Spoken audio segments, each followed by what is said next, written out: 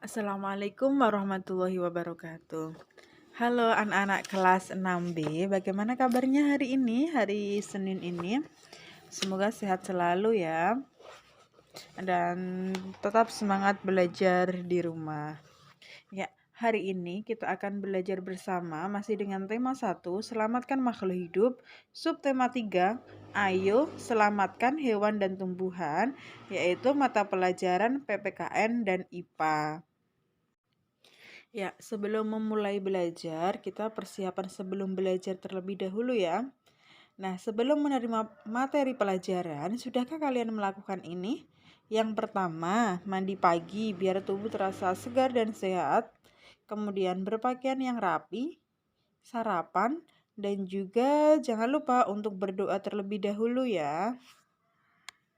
Ya, hari ini kita akan belajar PPKN mengenai pengamalan nilai-nilai Pancasila. Sebelumnya, tentu kalian sudah pernah belajar kan ya mengenai pengamalan nilai-nilai Pancasila. Ya, sekarang kita ulang kembali agar lebih memahami dan bisa nanti diterapkan dalam kehidupan sehari-hari. Yang pertama yaitu contoh pelaksanaan sila pertama Pancasila yang berbunyi ketuhanan yang Maha Esa yang dilambangkan dengan bintang. Pengamalannya dalam kehidupan sehari-hari yaitu yang pertama, bertakwa terhadap Tuhan yang Maha Esa. Yang kedua, toleransi dan penghormatan kepada agama atau kepercayaan lain.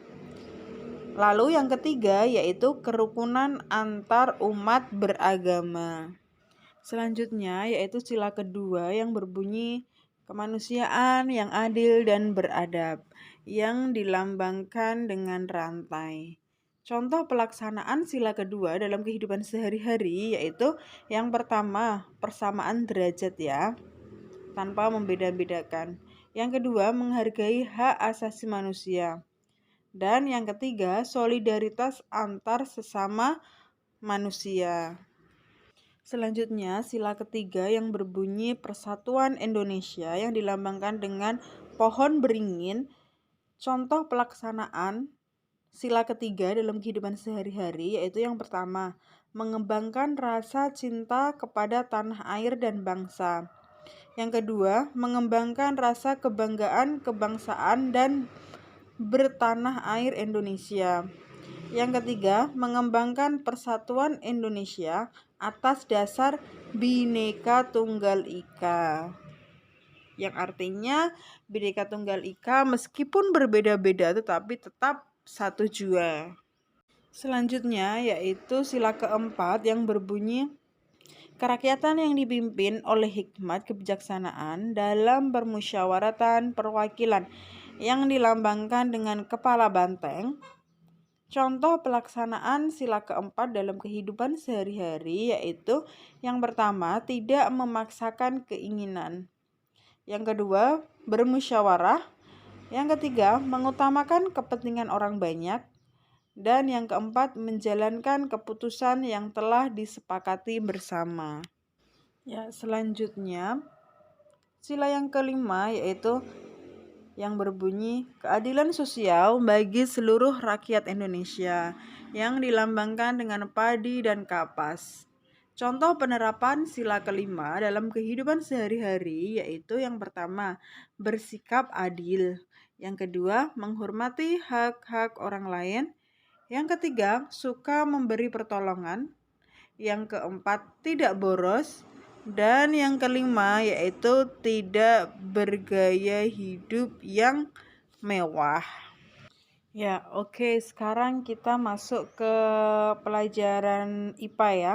Pada tema 1 kali ini, selamatkan makhluk hidup. Subtema 3, ayo selamatkan hewan dan tumbuhan. Ya, kita akan belajar IPA terlebih dahulu mengenai perbedaan perkembangbiakan generatif dan perkembangbiakan vegetatif pada tumbuhan. Ya, yang pertama terlebih dahulu perkembangbiakan generatif yaitu perkembangbiakan tumbuhan melalui perkawinan sel kelamin jantan atau yang disebut benang sari, dan sel kelamin betina atau yang disebut dengan putih.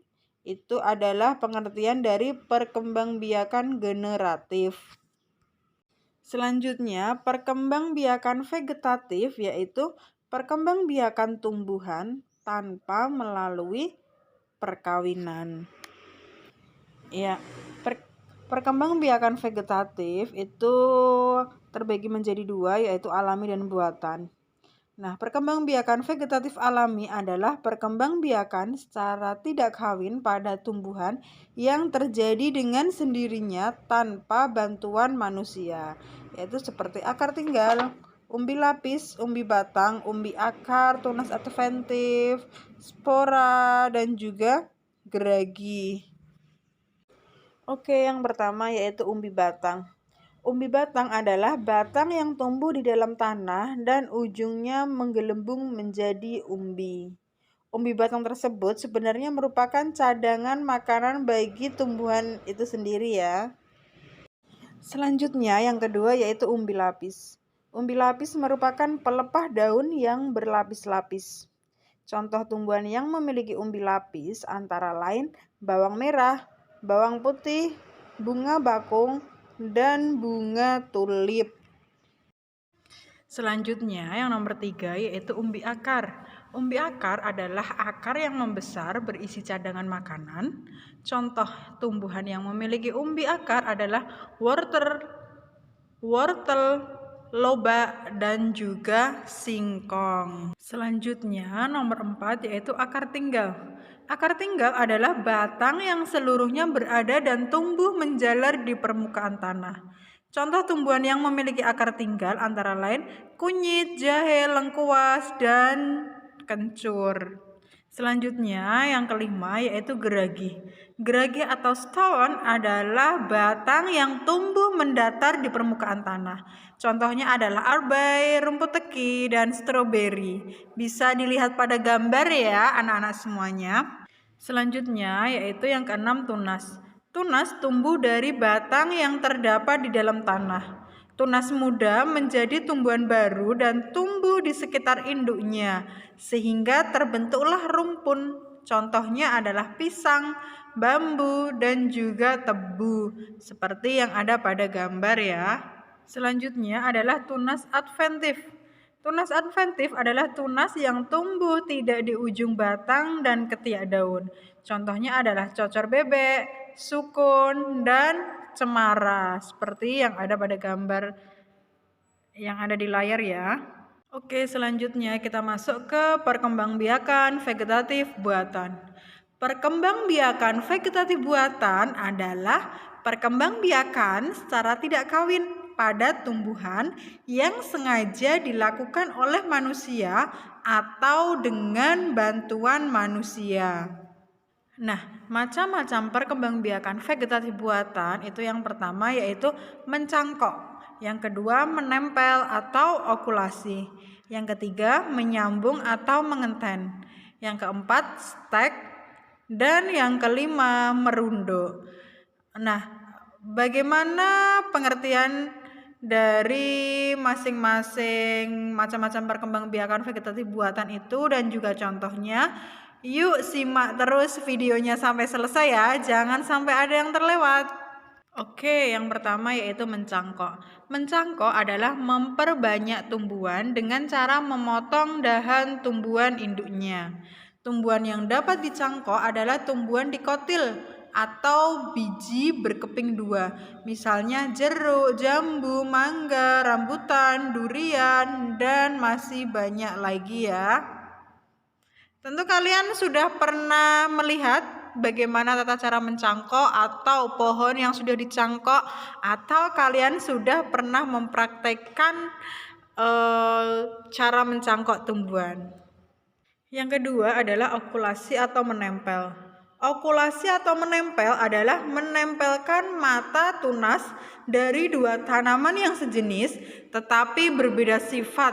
Misalnya, mangga mana lagi dengan mangga arum manis.